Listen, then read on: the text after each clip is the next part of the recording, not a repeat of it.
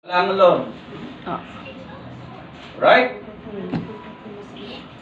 And then, next is, mas maliit dyan? Tilapia. Pag in-identify mo yan as tilapia, I'm sorry, pag car, magkano sa palagay mo ang ibigay mong insurance sa kanya? Kaya niyang bayaran. 5 million. Mag-start ka ng 200,000. Start ko ng 200,000. Magkano bibigay ko na kabili sa'yo? Sabihin mo, ito, 5M to 10M. Okay ba sa'yo yan? 5 or 10 years, kaya-kaya.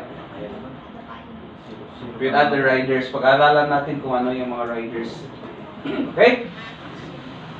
Pag sinabi mong bangos, yan na, pwede na yung 1 million to 3 million.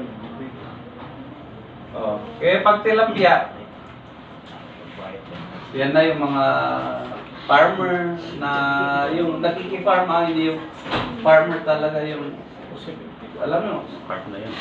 nakaka-discourage ngayon, di ba? Supposedly, farmers are those who are driving their own cars, no? Their trucks, going to a farm, pero 3 hectares, DJ, bangkag ko, DJ, Alfonso Esta, grabe.